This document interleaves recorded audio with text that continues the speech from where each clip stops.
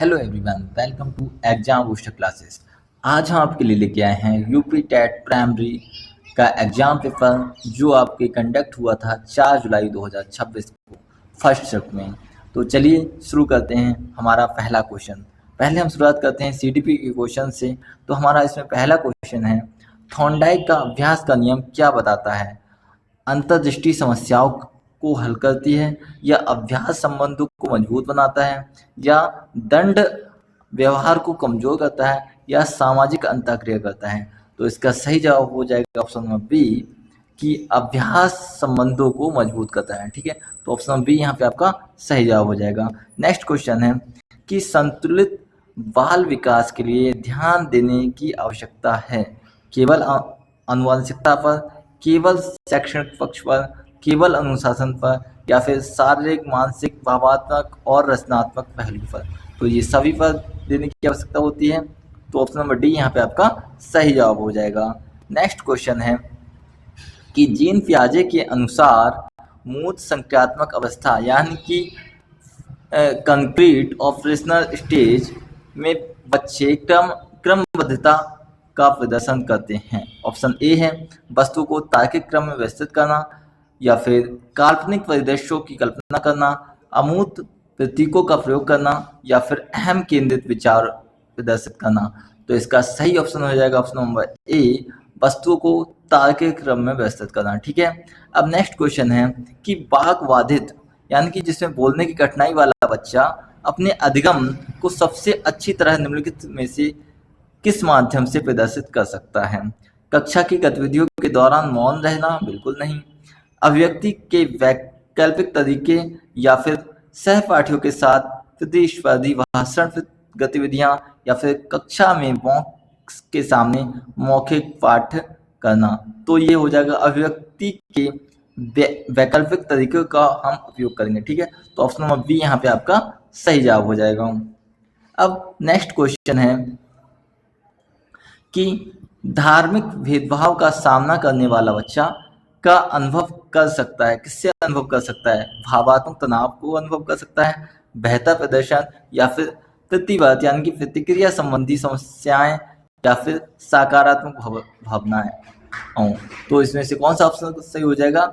Option number A, भावात्मक तनाव। ठीक है, इमोशनल डिस्टर्बेंस। ठीक है, ऑप्शन नंबर ए यहाँ पे आपका सही जवाब हो जाएगा। नेक्स्ट क्वेश्चन देखते हैं। नेक्स्ट क्वेश्चन है, गेस्टाल्ट मनोविज्ञान का कौन सा पहलू मूलभूत सिद्धांत यह सुझाव देता है कि शिक्षार्थी सूचना को केवल पृथक भागों के बजाय एक संपूर्ण संरचना के रूप में ग्रहण करते हैं? ऑप्शंस हैं पुरस्कार आधारित, संपूर्ण, या फिर उद्दीपन अनुक्रिया, या फिर अलग तत्व? तो इसका सही ऑप्शन हो जाएगा ऑप्शन नंबर बी, संपूर्ण। ठीक है, द होल। आपका ऑप्शन नंबर बी यहाँ पे आपका सही जवाब हो जाएगा। नेक्स्ट क्वेश्चन है कि बाल विकास का कौन सा क्षेत्र शारीरिक गतिविधियों के लिए बच्चों की बड़ी मांसपेशियों के उपयोग की क्षमता पर केंद्रित है? शारीरिक विकास, भाषा विकास, स्थूल गामक कौशल विकास, या संज्ञानात्मक विकास? तो इसका सही ऑप्शन हो जाएगा ऑप्शन नंबर सी, स्थूल गामक कौशल विकास। ठीक है, अब नेक्स्ट क्वेश्चन है कि हाशिए पर स्थित जाति के पृष्ठभूमि से आने वाला एक बच्चा अच्छे प्रदर्शन के बावजूद कम आत्मविश्वास दिखाता है। उचित मार्गदर्शन हस्तक्षेप पर केंद्रित होगा। कौन सा? पहचान संबंधी मुद्दों की अनदेखी, सामाजिक प्रशंसा, या फिर सख्त अनुशासन, या फिर आत्मसम्मान संवर्धन और सुरक्षित संवाद? तो इसका सही ऑप्शन हो जाएगा ऑप्शन नंबर डी, आत्मसम्मान संवर्धन और सुरक्षित संवाद। ठीक है, अब नेक्स्ट क्वेश्चन है कि परामर्श और मार्गदर्शन से किस प्रकार भिन्न है? परामर्श और मार्गदर्शन किस प्रकार भिन्न है एक दूसरे से? तो परामर्श भावात्मक मुद्दों को नजरअंदाज करता है, जबकि मार्गदर्शन हमेशा व्यक्तिगत यानी कि एक से एक होता है। ऑप्शन 2 है कि परामर्श आमतौर पर व्यक्ति केंद्रित होता है, जबकि मार्गदर्शन अक्सर समूह केंद्रित होता है।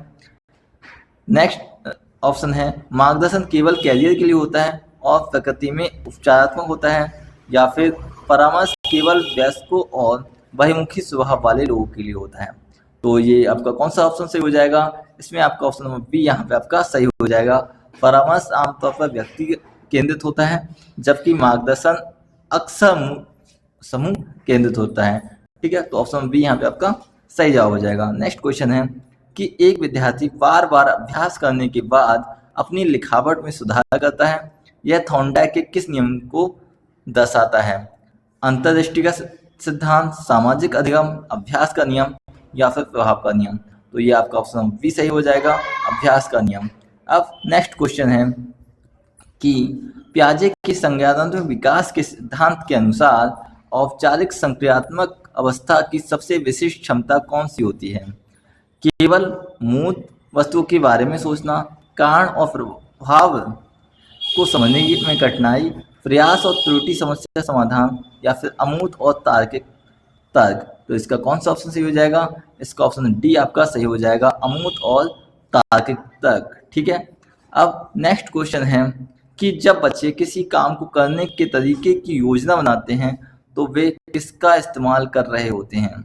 अधिगम रणनीति का, स्मरण यानी कि याद रखने का, डर का, प्रतिवर्तियों का? तो किसका वो योजना बनाते समय किसका इस्तेमाल करते हैं? तो इसका सही ऑप्शन हो जाएगा अधिगम रणनीतियों का। ठीक है, तो ऑप्शन नंबर ए यहाँ पे आपका सही जवाब हो जाएगा।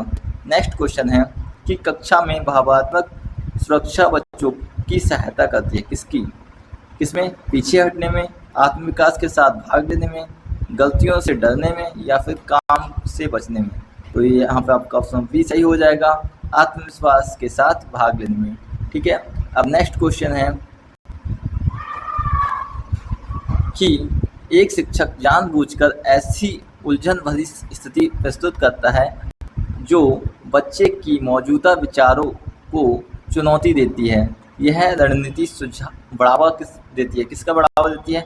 संज्ञानात्मक असंतुलन को, स्मरण को, भ्रम को या फिर दंड को? तो यहाँ पे आपका कौन सा सही हो जाएगा? ऑप्शन नंबर ए यहाँ पे आपका सही हो जाएगा, संज्ञानात्मक असंतुलन को। ठीक है, नेक्स्ट क्वेश्चन है कि पियाजे के संज्ञानात्मक विकास के सिद्धांत के अनुसार 7 से 11 वर्ष की आयु के बच्चे आमतौर पर किस अवस्था में होते हैं? किस अवस्था में होते हैं? मूर्त संज्ञानात्मक अवस्था में होते हैं या फिर संवेदी गामक अवस्था में होते हैं, पूर्व संज्ञानात्मक अवस्था में होते हैं या फिर औपचारिक संज्ञानात्मक अवस्था में होते हैं? तो जो 7 से 11 वर्ष के बच्चे होते हैं वो पियाजे के संज्ञानात्मक विकास के सिद्धांत के अनुसार वो किसमें होते हैं? तो वो होते हैं आपके मूर्त संज्ञानात्मक अवस्था में। ठीक है, तो ऑप्शन नंबर ए यहाँ पे आपका सही जवाब हो जाएगा। अब नेक्स्ट क्वेश्चन है कि माता पिता की भागीदारी समावेशन को मजबूत करती है क्योंकि यह सीखने में निरंतरता को सुदृढ़ करती है, पृथक्करण लगाव को बढ़ावा देती है, अलगाव को बढ़ावा देती है या फिर पक्षपात को प्रोत्साहित करती है या फिर शिक्षक का स्थान लेती है? तो यहाँ किसका कौन सा ऑप्शन आपका सही हो जाएगा? ऑप्शन नंबर ए हो जाएगा आपका सही, सीखने में निरंतरता को सुदृढ़ करती है। ठीक है, अब नेक्स्ट क्वेश्चन है कि कौन सा शिक्षण दृष्टिकोण डिसलेक्सिया, ADHD और अन्य अधिगम अक्षमताओं वाले शिक्षार्थियों के लिए विशेष रूप से लाभदायक है क्योंकि यह विभिन्न प्रकार की संवेदी अनुभवों का उपयोग करते हैं? इसके ऑप्शंस हैं अभ्यास विधि, स्वतंत्र अध्ययन, व्याख्यान विधि या फिर बहुसंवेदी अधिगम? तो इसका कौन सा ऑप्शन सही हो जाएगा? ऑप्शन नंबर डी यहाँ पे आपका बिल्कुल सही जवाब हो जाएगा, बहुसंवेदी अधिगम। ठीक है, अब नेक्स्ट क्वेश्चन है एक शिक्षक जो शिक्षार्थियों को उत्तर खोजने की दिशा में मार्गदर्शन करने के लिए प्रश्न पूछने का उपयोग करता है वह किस विधि का प्रयोग कर रहा है? व्याख्यान विधि, सुकराती शिक्षण विधि, दंड विधि या फिर अभ्यास विधि? अगर शिक्षक शिक्षार्थियों से उत्तर खोजने की दिशा में मार्गदर्शन के लिए प्रश्न पूछता है तो वह कौन सी विधि होती है? तो वो होती है आपकी सुकराती शिक्षण विधि। ठीक है, तो ऑप्शन बी यहाँ पे आपका सही जवाब हो जाएगा।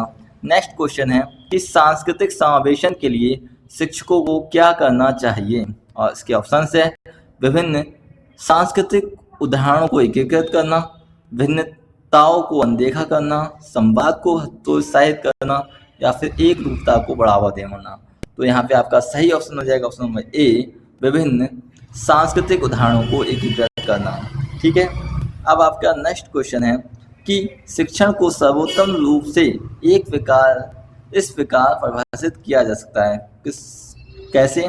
जानकारी का हस्तांतरण, अधिगम को सुगम बनाना, कक्षा पर नियंत्रण या फिर व्याख्यान देना।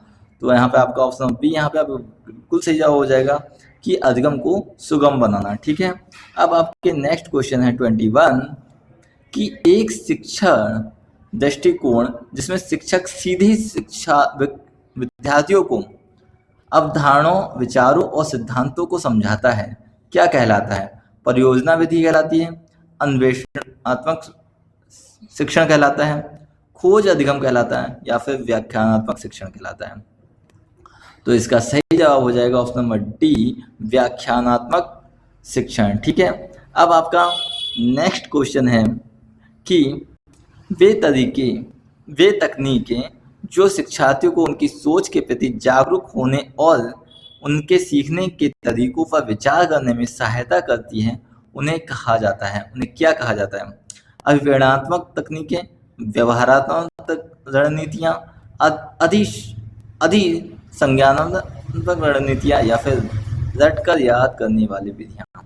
तो यहाँ पे आपका सही ऑप्शन हो जाएगा अधिसंज्ञानात्मक रणनीतियाँ, यानी कि मेटा कॉग्निटिव स्ट्रेटेजीज। ठीक है, आपका ऑप्शन नंबर सी यहाँ पे आपका सही जवाब हो जाएगा। नेक्स्ट क्वेश्चन है कि रचनावादी शिक्षण में निम्नलिखित में से किस पर जोर दिया जाता है? स्मरण पर, शिक्षक का प्रभुत्व पर, मौन पर या फिर शिक्षार्थियों की गतिविधियों पर? देखो, अगर रचनावादी है तो आपका हो जाएगा शिक्षार्थियों के अधिगम पर। ठीक है, तो ऑप्शन नंबर डी यहाँ पे आपका बिल्कुल सही जवाब हो जाएगा। नेक्स्ट क्वेश्चन है कि मानव विकास के किस क्षेत्र में संज्ञान सबसे अधिक निकटता से संबंधित है? शारीरिक विकास से ज्ञान प्राप्त करने में शामिल मानसिक प्रतिक्रियाएं, समूह में सामाजिक व्यवहार या फिर स्थूल कामक कौशल समन्वयन? तो ये आपका कौन सा सही जवाब हो जाएगा? ऑप्शन बी यहाँ पे बिल्कुल सही हो जाएगा, ज्ञान प्राप्त करने में शामिल मानसिक प्रतिक्रियाएं। नेक्स्ट क्वेश्चन है आपका कि बाल विकास को मनुष्यों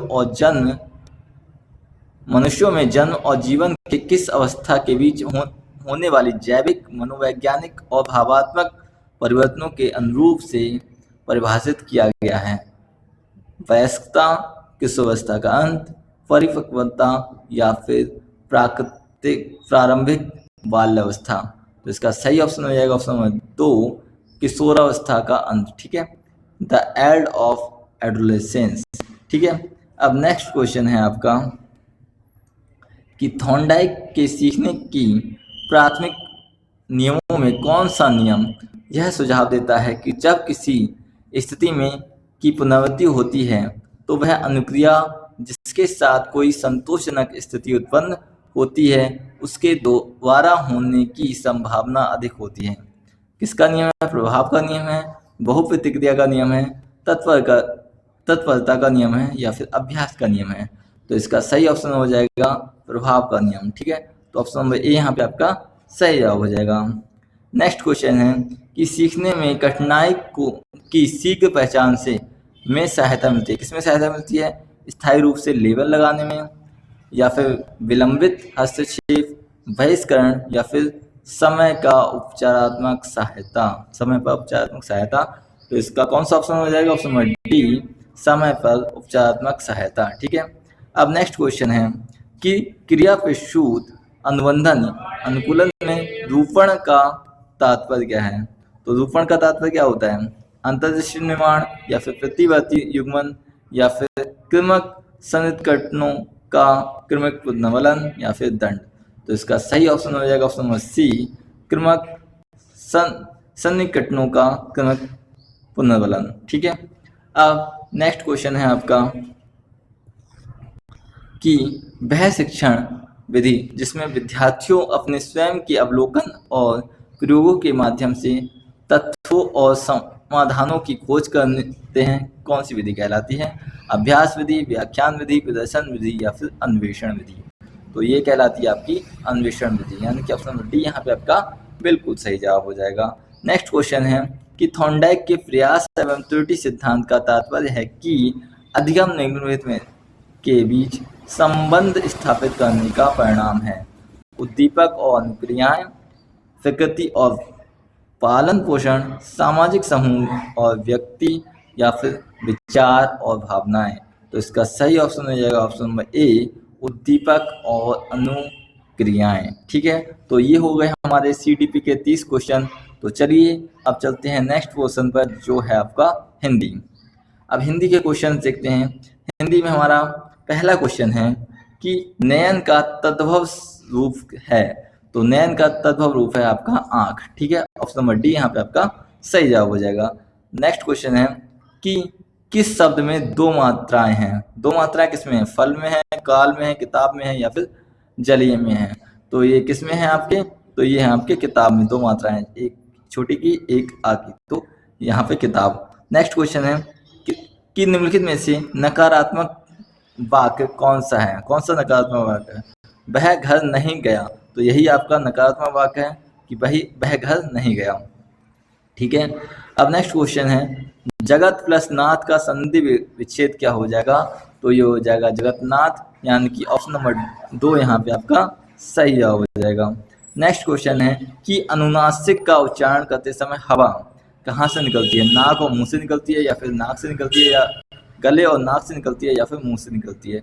तो अनुनासिक का उच्चारण करते समय जो हवा होती है वो आपके नाक और मुंह से निकलती है, यानी कि ऑप्शन नंबर ए यहाँ पे आपका बिल्कुल सही जवाब हो जाएगा। नेक्स्ट क्वेश्चन देखते हैं। नेक्स्ट क्वेश्चन है कि निम्नलिखित वाक्य में सही विराम चिन्ह लगाइए। तुम कब आओगे उसने पूछा। तो यहाँ पे आपका सही हो जाएगा तुम कब आओगे उसने पूछा। ऑप्शन नंबर बी यहाँ पे आपका बिल्कुल सही जवाब हो जाएगा। नेक्स्ट क्वेश्चन है कि अर्धचंद्र का उदाहरण है। तो अर्धचंद्र का उदाहरण क्या होता है? क्या है अर्धचंद्र किसमें है इसमें? तो अर्धचंद्र देखो किसमें है, आंख में है या डॉक्टर में है? तो यहाँ पे आपका सही हो जाएगा डॉक्टर। ठीक है, अर्धचंद्र। अब नेक्स्ट क्वेश्चन है चूहिया का एक वचन क्या होगा? चूहे होगा, चूहिया होगा, चूहा, या फिर चूही?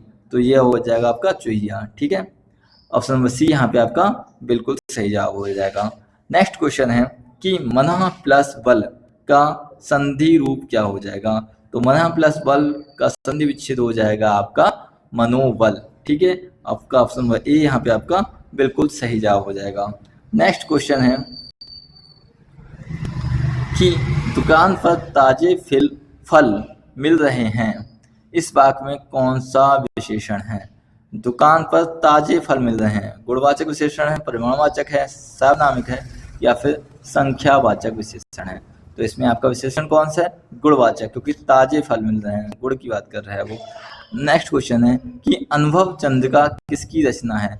तो अनुभव चंद्रिका किसकी रचना है? यहाँ पे भूषण की है, देव की है, घनानंद की है, या फिर मतीराम की है? तो ये किसकी है? तो ये है आपकी घनानंद की थी। ठीक है, अनुभव चंद्रिका किसकी रचना है? घनानंद। नेक्स्ट क्वेश्चन है कि गुरु ऐश्वर्य का संधि रूप क्या हो जाएगा? गुरेश्वर, गुरेश्वरी, गुरुवैश्य, या फिर गुरेश्वर? तो यहाँ पे आपका सही ऑप्शन कौन सा हो जाएगा? ऑप्शन नंबर सी यहाँ पे आपका गुरुवैश्य हो जाएगा। ठीक है, अब नेक्स्ट क्वेश्चन है कि अल्पविराम का सही प्रयोग किस वाक्य में हुआ है? राम ने सीता को बुलाया और वह आ गई, या फिर राम ने सीता को बुलाया और वह आ गई? तो यहाँ पे आपका नेक्स्ट बी ऑप्शन है वो, वहाँ पे आपका बिल्कुल सही अल्पविराम का प्रयोग किया गया है। नेक्स्ट क्वेश्चन है कि अतुकांत कविता का अर्थ है जिसमें तुक ना हो, जिसमें छंद हो, जिसमें तुक हो, या फिर जिसमें अलंकार हो? तो अतुकांत पूछा है, तो अतुकांत यानी कि इसमें कोई तुक ना हो। ठीक है, ऑप्शन नंबर ए यहाँ पे आपका बिल्कुल सही जवाब हो जाएगा।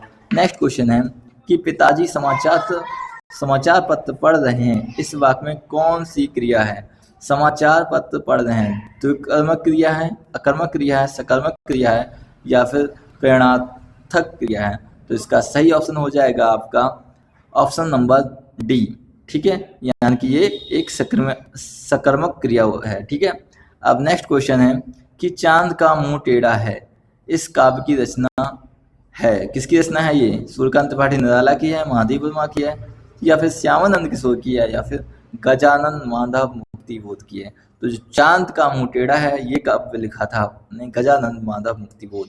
ठीक है, तो ऑप्शन नंबर डी यहाँ पे आपका बिल्कुल सही जवाब हो जाएगा। नेक्स्ट क्वेश्चन है कि शादी का अतुकांत शब्द क्या है? शादी, दादी, लादी, खादी, ये तो सब तुकांत है, शायद ये नहीं है। ठीक है, तो ऑप्शन नंबर डी यहाँ पे आपका सही जवाब हो जाएगा। ठीक है, अब नेक्स्ट क्वेश्चन है कि निम्नलिखित में द्वंद्व समास पद कौन सा है?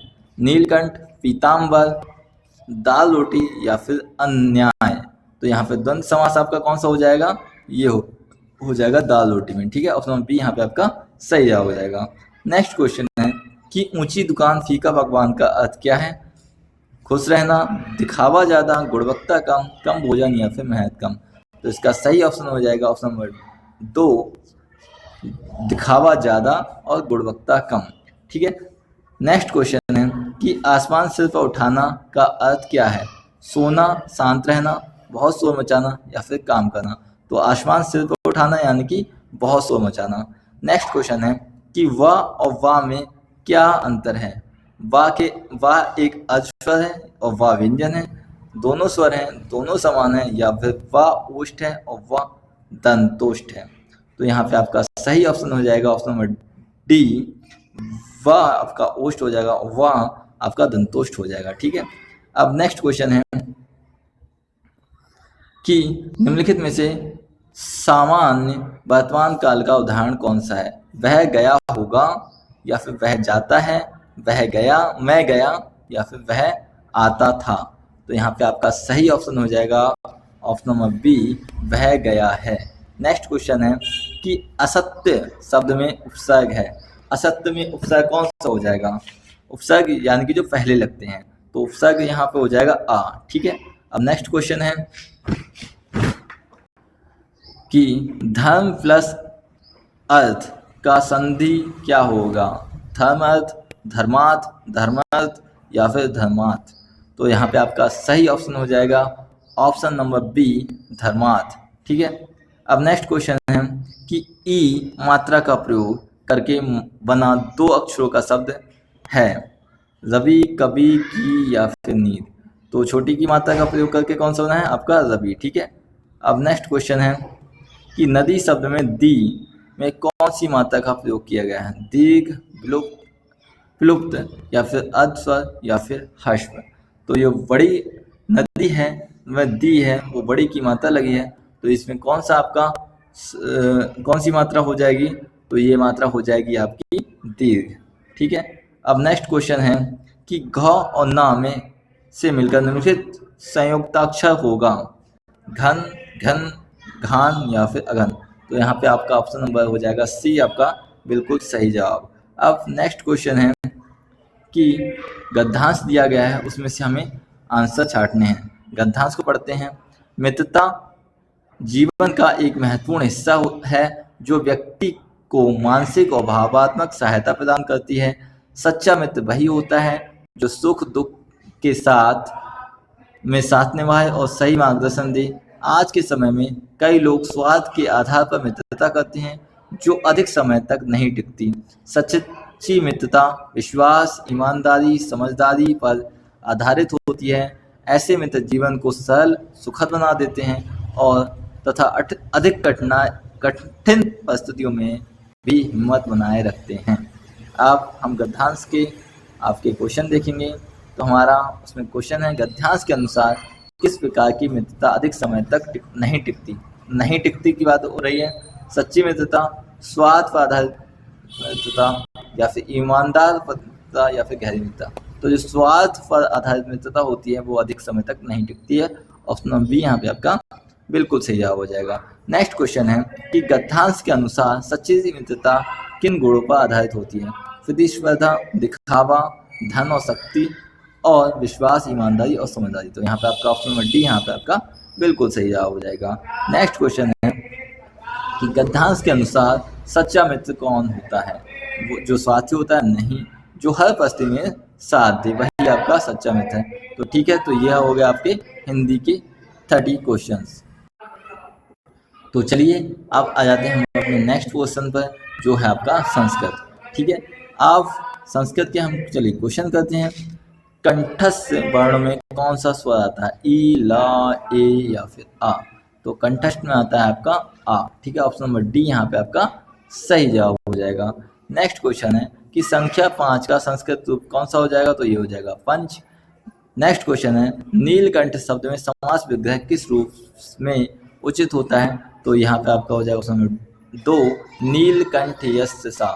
अब नेक्स्ट क्वेश्चन है कि कदा अवयव का अर्थ क्या है, तो कदा अवयव का क्या अर्थ हो जाएगा, तो ये हो जाएगा आपका कस्मिन काले। ठीक है, अब नेक्स्ट क्वेश्चन है कि देवा शब्द तृतीय विभक्ति एकवचन का रूप क्या होगा, तो देवा शब्द का तृतीय विभक्ति एकवचन शब्द कौन सा हो जाएगा, तो हो जाएगा आपका देवेन। ऑप्शन नंबर सी यहाँ पे आपका सही जवाब हो जाएगा।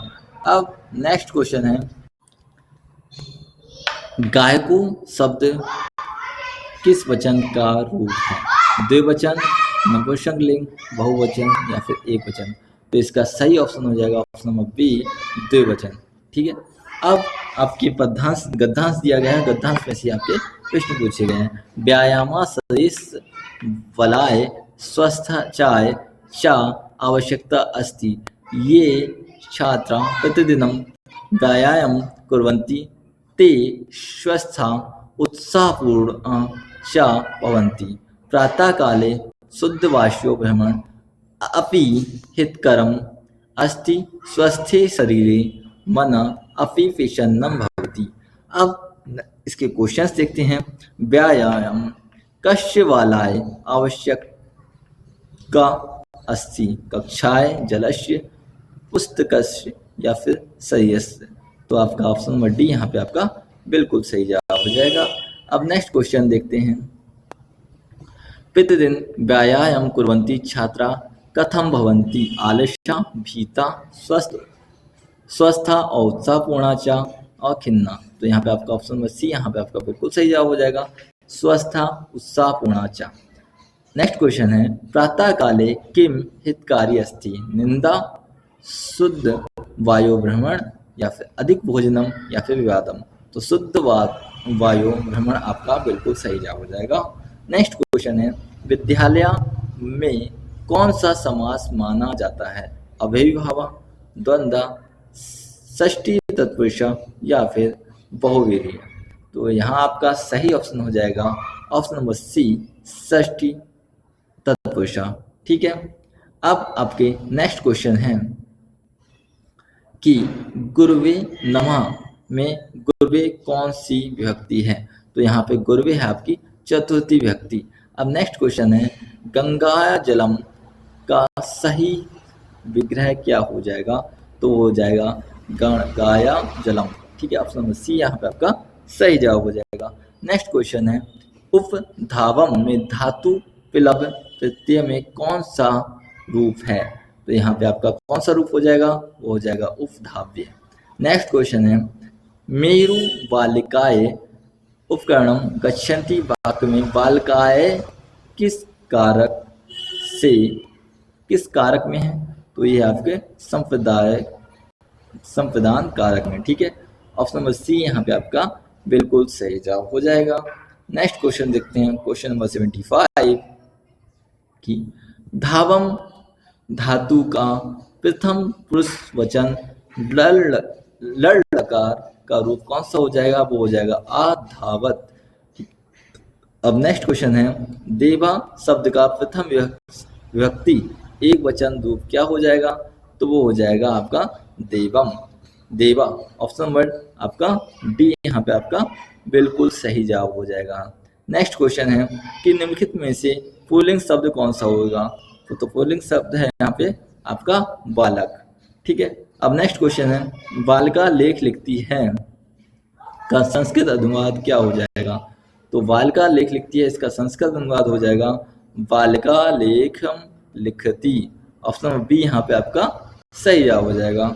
नेक्स्ट क्वेश्चन है फिर प्लस दृश्य धातु में पिलप प्रत्यय लगने पर कौन सा रूप बन जाएगा, तो यहाँ पे आपका कौन सा रूप बन जाएगा, वो हो जाएगा आपका परिदृश्य। ठीक है, ऑप्शन नंबर डी यहाँ पे आपका सही जवाब हो जाएगा। नेक्स्ट क्वेश्चन है तरु शब्द का प्रथम विभक्ति में बहुवचन रूप क्या होगा, तो इसमें बहुवचन रूप क्या हो जाएगा, तरवा। ऑप्शन नंबर सी यहाँ पे आपका बिल्कुल सही जवाब हो जाएगा।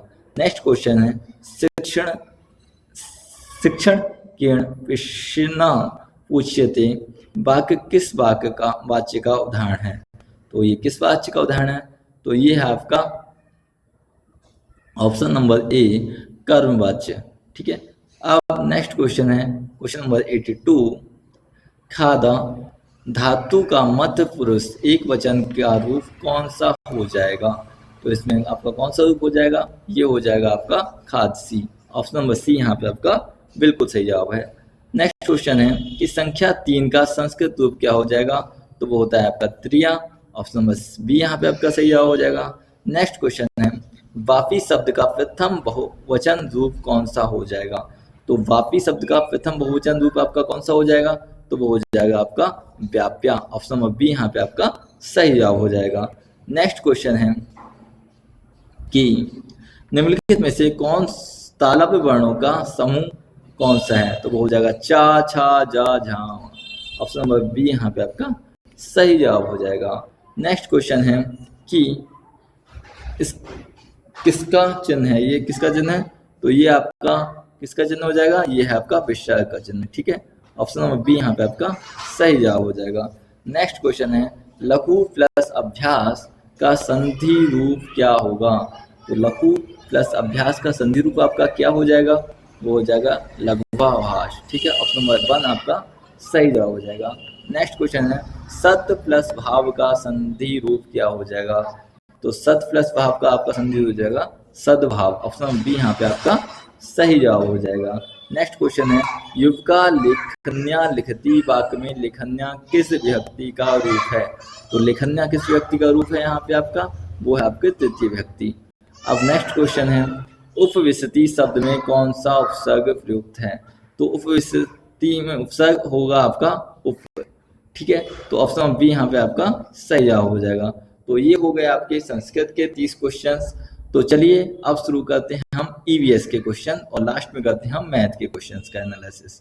ठीक है, तो चलिए शुरू करते हैं अब हम ईवीएस पोर्शन, जिसमें हमारा पहला क्वेश्चन है कि भारत में राष्ट्रीय राजमार्गों का प्राथमिक रणनीति कार्य अंतर्राज्यीय व्यावसायिक परिवहन को सुविधाजनक बनाने के अलावा क्या है, तो क्या है उसका, तो इसका सही ऑप्शन हो जाएगा रणनीति क्षेत्रों में रक्षा कर्मियों और सामग्रियों की आवाजाही सुनिश्चित करना। ऑप्शन नंबर ए यहाँ पे आपका सही जवाब हो जाएगा। नेक्स्ट क्वेश्चन है कि प्राथमिक स्तर पर पर्यावरण अध्ययन पाठ्यक्रम में सामाजिक अधिगम और पर्यावरणीय जागरूकता को शामिल करने का मुख्य उद्देश्य क्या हो जाएगा, तो इसका मुख्य उद्देश्य हो जाएगा पर्यावरण का बोध कराना और उसे समझना। ऑप्शन नंबर डी यहाँ पे आपका सही जवाब हो जाएगा। नेक्स्ट क्वेश्चन है पठारों और ऊंचे इलाकों में आमतौर पर आसपास के निचले इलाकों की तुलना में ठंडी हवाएं क्यों चलती हैं, अधिक ऊंचाई के कारण। ठीक है, ऑप्शन नंबर ए यहाँ पे आपका सही जवाब हो जाएगा।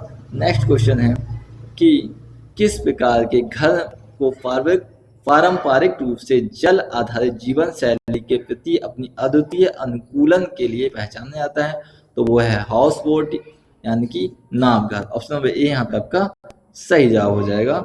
नेक्स्ट क्वेश्चन है कि पर्यावरणीय अध्ययन प्राकृतिक जगत के साथ हमारी समझ और अंतःक्रिया को बेहतर बनाने की में सहायता होता है और पर्यावरणीय अध्ययन का प्राथमिक महत्व क्या है, तो इसका सही ऑप्शन हो जाएगा ऑप्शन नंबर डी पर्यावरण संबंधी मुद्दों और सतत विकास को समझना।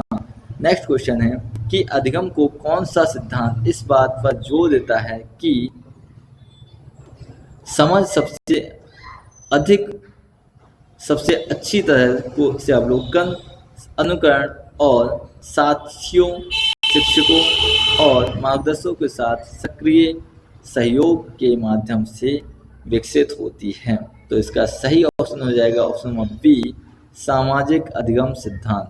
ठीक है, अब नेक्स्ट क्वेश्चन है कि पर्यावरण के अध्ययन में भूगोल एक अद्वितीय विषय क्यों माना जाता है? तो इसका सही ऑप्शन हो जाएगा ऑप्शन नंबर ए, यह पृथ्वी और मनुष्यों के साथ एक समग्र रूप से अध्ययन करता है। ऑप्शन नंबर ए यहाँ पे आपका सही जवाब हो जाएगा। नेक्स्ट क्वेश्चन है कि सह पाठ्यचर्या गतिविधियों के संदर्भ में कौन सा परिणाम शिक्षार्थियों द्वारा पाठ्य पुस्तकों से परे जाकर सीखे गए ज्ञान के अनुभागों को सबसे बेहतर ढंग से दर्शाता है? तो इसका सही ऑप्शन हो जाएगा वास्तविक जीवन की समस्याओं का सामना करना। ऑप्शन नंबर ए यहाँ पे आपका बिल्कुल सही जवाब हो जाएगा। नेक्स्ट क्वेश्चन देखते हैं कि शरीर का कौन सा तंत्र जिसमें हृदय और रक्त वाहिकाएं शामिल हैं लंबे समय तक अपनी कार्य क्षमता बनाए रखने के लिए नियमित वायवीय विक्षेपण जैसे दौड़ना से सबसे अधिक लाभान्वित होता है? तो कौन सा होता है? तो वो होता है आपका हृदय वाहिनी तंत्र, ठीक है, जिसमें हृदय और रक्त वाहिकाएं शामिल होती हैं। ऑप्शन नंबर सी हृदय वाहिनी तंत्र। नेक्स्ट क्वेश्चन है कि अधिगम के किस क्षेत्र का आकलन तब किया जाता है जब शिक्षार्थियों का मूल्यांकन ऐसे कार्यों को करने के आधार पर किया जाता है जिससे समन्वित शारीरिक गतिविधियों और हस्त कौशल की आवश्यकता होती है? तो इसका सही ऑप्शन हो जाएगा ऑप्शन नंबर बी मनोगत्यात्मक क्षेत्र। नेक्स्ट क्वेश्चन है कि निम्नलिखित में से कौन सा मुख्य कारक है जिसके कारण प्रजातियां संकटाग्रस्त हो सकती हैं? तो वो होती है सबसे प्राइमरी कारण होता है आवास की हानि यानी कि हैबिटेट लॉस्ट। अब नेक्स्ट क्वेश्चन है कि सूखा प्रवण क्षेत्र का एक किसान पानी की बर्बादी को न्यूनतम करना चाहता है और साथ ही यह भी सुनिश्चित करना चाहता है कि फसलों को सीधे उसकी जड़ों में नमी मिले। यह सिंचाई कौन सी विधि अपनानी चाहिए? उसे कौन सी विधि अपनानी चाहिए? नहर सिंचाई विधि नहीं, पहाड़ सिंचाई विधि नहीं, उसे ड्रिप विधि यानी कि टपकन सिंचाई विधि अपनानी चाहिए, यानी कि ऑप्शन नंबर सी यहाँ पे आपका सही जवाब हो जाएगा। नेक्स्ट क्वेश्चन है कि किसी व्यक्ति के नियमित काम और पेशे के लिए तकनीकी शब्द क्या है जिसकी आय और आजीविका का मुख्य स्रोत होता है? तो वो होता है आपका व्यवसाय। ऑप्शन बी यहाँ पे आपका सही जवाब हो जाएगा। नेक्स्ट क्वेश्चन है कि पर्यावरण शिक्षा के अंतर्गत संसाधन संरक्षण और प्रबंधन के शिक्षण का मुख्य उद्देश्य क्या है? तो यहाँ पे आपका सही ऑप्शन हो जाएगा प्राकृतिक संसाधनों का सतत प्रयोग को सुनिश्चित करना। ऑप्शन नंबर बी यहाँ पे आपका सही जवाब हो जाएगा। नेक्स्ट क्वेश्चन है कि भारतीय संसदीय प्रणाली में सामूहिक उत्तरदायित्व पर आधारित यह कौन सा साधन है जिसमें लोकसभा द्वारा पारित होने पर मंत्रिपरिषद को त्यागपत्र देना पड़ता है? तो ये हो जाएगा आपका अविश्वास प्रस्ताव। ऑप्शन बी यहाँ पे आपका सही जवाब हो जाएगा। नेक्स्ट क्वेश्चन है कि पर्यावरणीय अध्ययन में एक ऐसा अंतर्विषयक क्षेत्र मानने का मुख्य कारण क्या है जिसके लिए अनेक विषयों को ज्ञान की आवश्यकता होती है? तो इसका सही ऑप्शन हो जाएगा कि पर्यावरण आपका जटिल होता है। ऑप्शन नंबर सी यहाँ पे आपका सही जवाब हो जाएगा। नेक्स्ट क्वेश्चन है कि पर्यावरण अध्ययन में गैर बिंदु स्रोत प्रदूषण को बिंदु स्रोत प्रदूषण से सबसे अच्छी तरह से क्या अलग करता है?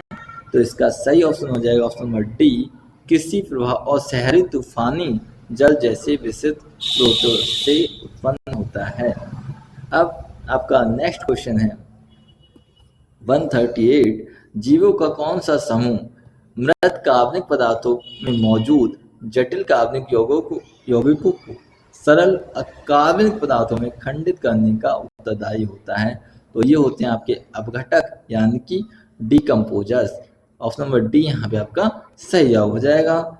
नेक्स्ट क्वेश्चन है कि किस प्रकार के वन में ऐसे वृक्ष पाए जाते हैं जो शुष्क मौसम में जल संरक्षण के लिए अपने पत्ते गिरा देते हैं? तो वो होते हैं आपके पर्णपाती वन यानी कि उष्णकटिबंधीय वन। ऑप्शन नंबर बी यहाँ पे आपका सही जवाब हो जाएगा। नेक्स्ट क्वेश्चन है कि भारतीय चुनाव प्रणाली में इलेक्ट्रॉनिक वोटिंग यानी कि मतदान मशीनों पर उपयुक्त में से कोई नहीं नोटा विकल्प की कानूनी स्थिति और कार्य में निम्नलिखित में से कौन सा सही ढंग से परिभाषित करता है? तो ऑप्शन नंबर ए है कि पद पर गोपनीयता बनाए रखने और सभी उम्मीदवारों को अस्वीकार करने का अधिकार। ऑप्शन नंबर ए यहाँ पे आपका सही जवाब हो जाएगा। नेक्स्ट क्वेश्चन है कि सतत और व्यापक मूल्यांकन यानी कि CCE ढांचे के अंतर्गत निम्न में से कौन सा सह शैक्षणिक घटक है? तो इसका सही ऑप्शन हो जाएगा ऑप्शन नंबर डी, खेल, कला और जीवन कौशल के विकास में भागीदारी। अब आपका नेक्स्ट क्वेश्चन है कि भारत में संविधान के प्रारूप में पर विचार विमर्श के दौरान संविधान सभा में समक्ष लगभग कितने संशोधन प्रस्तुत किए गए थे? तो वो किए गए थे आपके 7635। ऑप्शन नंबर ए यहाँ पे आपका सही जवाब हो जाएगा। नेक्स्ट क्वेश्चन है कि निम्नलिखित में से कौन सी खाद्य श्रृंखला का वर्णन करता है? खाद्य श्रृंखला का वर्णन यानी कि जब एक क्रम में यह दर्शाता है कि भोजन के माध्यम से ऊर्जा एक जीव से दूसरे जीव में आपकी पहुंचती है। खाद्य श्रृंखला एक आपका जीव दूसरे जीव को खाता है और खाद्य अपने एनर्जी का 10% स्थानांतरण करता है। ठीक है, तो ऑप्शन नंबर ए यहाँ पे आपका सही जवाब हो जाएगा। नेक्स्ट क्वेश्चन है कि सतत और व्यापक मूल्यांकन यानी कि CCE के संदर्भ में मूल्यांकन उपकरणों को किस श्रेणी की वस्तुनिष्ठता, विश्वसनीयता और वैधता के अंतर्निहित गुणों द्वारा विशेषीकृत किया जाता है? तो इसका सही ऑप्शन हो जाएगा मानकीकृत यानी कि स्टैंडर्डाइज्ड। ऑप्शन नंबर बी यहाँ पे आपका सही जवाब हो जाएगा। नेक्स्ट क्वेश्चन है, एक विद्यालय नियमित रूप से टीम खेलों का आयोजन करता है जहां विद्यार्थियों को नियमों का पालन करना होता है और दूसरों को सहयोग करना होता है और सफलता और असफलता दोनों को संभालना सीखना होता है। इनमें से कौन सा परिणाम सबसे अच्छी तरह से यह बताता है कि यह चरित्र निर्माण की में किस प्रकार योगदान देता है? तो ऑप्शन नंबर बी यहाँ पे आपका सही जवाब हो जाएगा अनुशासन और टीम भावना का विकास। अब आपका नेक्स्ट क्वेश्चन है कि कौन सी एक शिक्षण दृष्टिकोण है जो विद्यार्थियों को वास्तविक दुनिया की स्थितियों के साथ सीधे सक्रिय जुड़ाव के माध्यम से ज्ञान और कौशल प्राप्त करने में सक्षम बनाता है? व्याख्यान आधारित अनुभव, निष्क्रिय अनुभवात्मक अनुभव या फिर रटन अधिगम? तो जो आपका अनुभवात्मक अधिगम होता है ये एक शिक्षण कौशल होता है जो आपको वास्तविक दुनिया की स्थितियों को सीधे सक्रिय जुड़ाव के माध्यम से ज्ञान और कौशल प्राप्त करने में सक्षम बनाता है। तो यहाँ पे आपका ऑप्शन नंबर सी यहाँ पे आपका बिल्कुल सही जवाब हो जाएगा। नेक्स्ट क्वेश्चन है कि भारत में संविधान के अनुच्छेद 19 के अंतर्गत 44वें संविधान संशोधन अधिनियम 1978 द्वारा यथा संशोधित नागरिकत्व को वर्तमान में कितने मौलिक स्वतंत्रता प्रत्याभूत हैं? तो वो है आपकी 6। ऑप्शन नंबर डी यहाँ पे आपका सही जवाब हो जाएगा। नेक्स्ट क्वेश्चन है टेरिडोफाइटों जैसे फर्न और हॉस्टेल में मुख्य पादप शरीर जीवन चक्र को प्रभावी द्विगुणित अवस्था होती है। यह अवस्था को क्या कहते हैं? तो कहते हैं आपके बीजाणुविद यानी कि स्पोरोफाइट। नेक्स्ट क्वेश्चन है कि कौन सा शब्द खाद्य पदार्थ के प्रसंस्करण से पहले, उसके दौरान या बाद में भौतिक, रासायनिक और सूक्ष्म जैविक कारक के प्रवेश और उपस्थिति का वर्णन करता है जिससे यह सेवन के लिए असुरक्षित और अनुपयुक्त हो जाता है? तो वो होता है आपका खाद्य संदूषण यानी कि food contamination. Option number B यहाँ पे आपका सही जवाब हो जाएगा। नेक्स्ट क्वेश्चन है कि पंचायती राज व्यवस्था में स्थानीय विकास संबंधी निर्णय गांव, ब्लॉक और जिला स्तर पर निर्वाचित प्रतिनिधियों के द्वारा लिए गए जाते हैं। यह व्यवस्था क्या दर्शाती है? केंद्रीकृत राष्ट्रीय शासन, गांवों पर न्यायिक नियंत्रण या फिर एक त्रिस्तरीय ग्रामीण शासन संरचना या फिर ग्रामीण संसाधनों का निजी प्रबंधन? तो यहाँ पे आपका ऑप्शन नंबर सी सही हो जाएगा, एक त्रिस्तरीय ग्रामीण संरचना। तो ये हो गए आपके ईवीएस के 30 क्वेश्चन। तो चलिए अब शुरू करते हैं मैथ के क्वेश्चन। मैथ के क्वेश्चंस को हम सीधे आंसर टिक करते हैं, उन्हें सॉल्व करने में काफ़ी टाइम लगेगा तो हम सीधे आंसर ही बताते हैं। अब आपका मैथ का 91 क्वेश्चन है, किसी वस्तु की कीमत 22.5% घटा दी गई और घटी हुई कीमत में कितने प्रतिशत की वृद्धि की जाए ताकि अंतिम कीमत मूल कीमत से 10% अधिक हो जाए? तो इसे सॉल्व करने पे हमें आंसर मिलेगा option number D 41.93। Next question है, एक विद्यार्थी समूह सुबह 2:02:35 में और शाम को 1:85 घंटे पढ़ता है। यदि कुल पढ़ने का समय 4 दिन में समान रूप से बांट दिया जाए तो प्रतिदिन औसत पढ़ने का समय क्या ज्ञात कीजिए। तो इसका औसत समय आ जाएगा हमारा 1.05 ओवल। ठीक है, अब आपके नेक्स्ट क्वेश्चन है, एक समबाहु त्रिभुज का परिमाप 45 सेंटीमीटर है, उसकी भुजा की लंबाई क्या होगी। तो इसे सॉल्व करने में आ जाएगा आपका 15 सेंटीमीटर। नेक्स्ट क्वेश्चन है, यदि 15 अगस्त 1947 को शुक्रवार था तो 15 अगस्त 1948 को सप्ताह का कौन सा दिन हो जाएगा। तो वो हो जाएगा आपका रविवार। कैसे, क्योंकि एक साल में एक दिन बढ़ जाता है और 1948 में आपका लीप वर्ष बढ़ जाएगा, तो एक दिन लीप वर्ष का बढ़ जाएगा, तो शुक्रवार था, शनिवार इतवार आपका संडे पड़ जाएगा। नेक्स्ट क्वेश्चन है, एक प्रयोगशाला में प्रयोग प्रतिदिन 2 घंटे 45 मिनट तक चलता है, यदि 12 दिनों तक चलता है तो घंटों में कुल समय ज्ञात कीजिए। तो कितना समय लग जाएगा। तो ये आपका लग जाएगा आपका 33 घंटे। ऑप्शन नंबर ए यहाँ पे आपका सही जवाब हो जाएगा। अब 96 है, यदि किसी संख्या का 25% 85 है तो उस संख्या का वह संख्या का मान कितना होगा। तो यहाँ होगा आपका 340।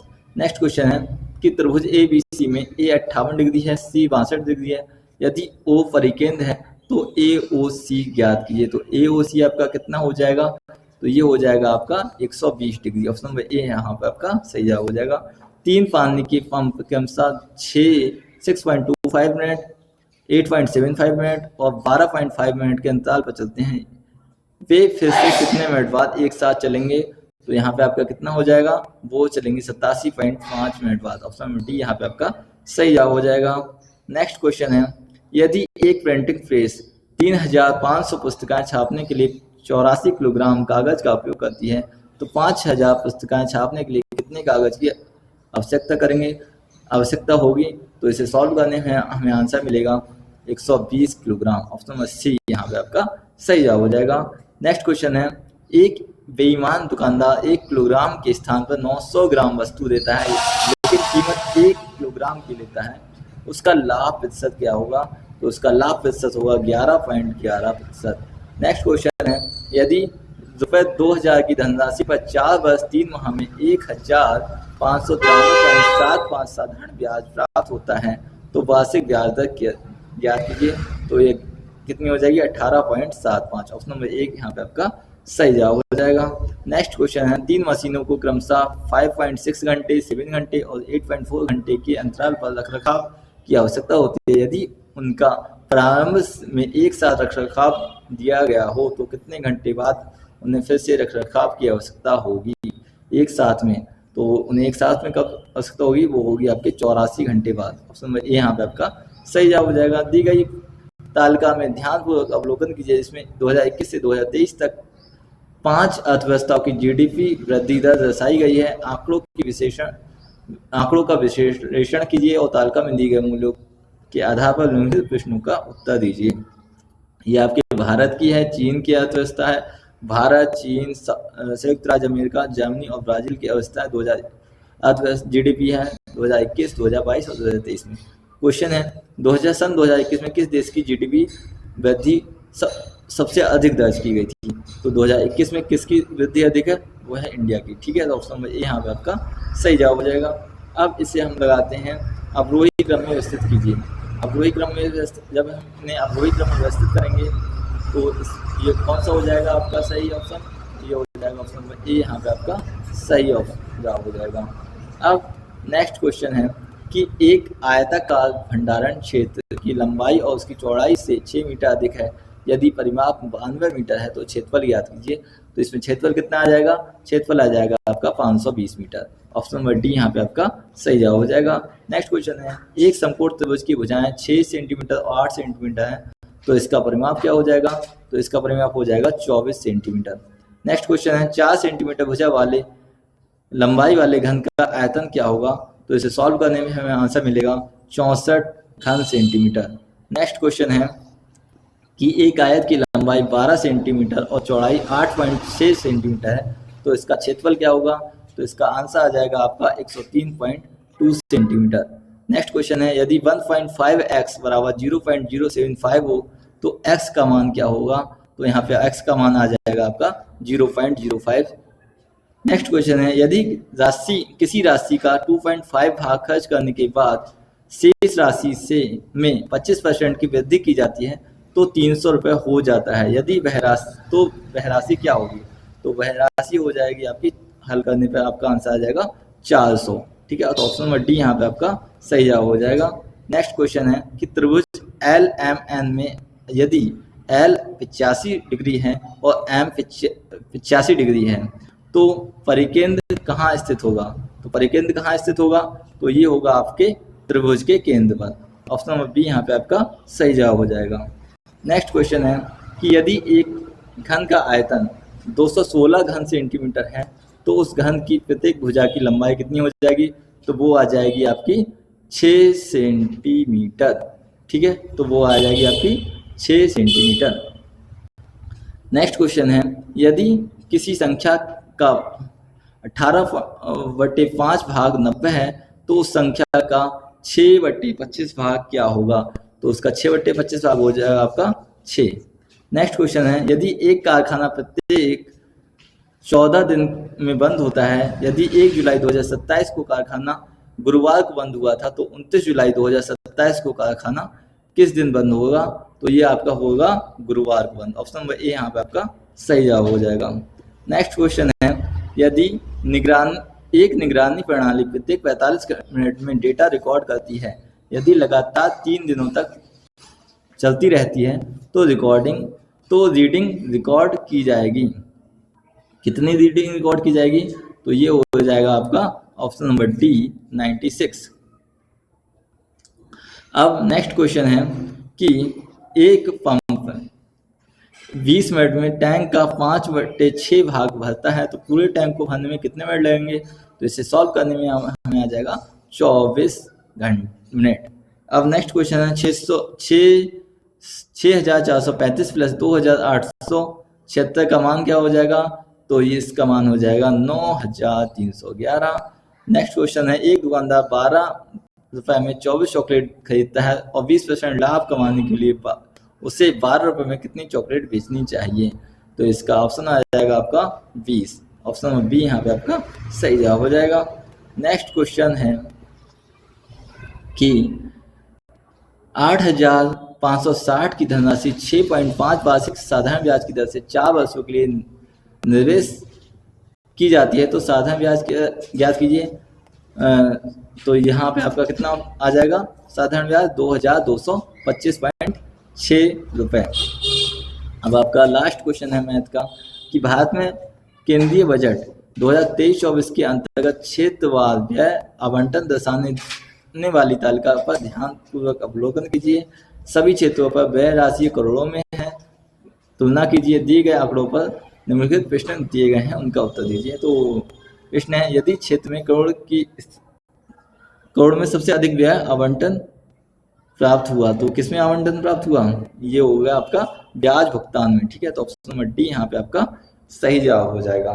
तो ये हो गया आपके यूपी टेट प्राइमरी के पूरे 150 क्वेश्चन। आपके कितने क्वेश्चन सही हुए कमेंट बॉक्स में जरूर बताइए। थैंक यू सो मच, धन्यवाद।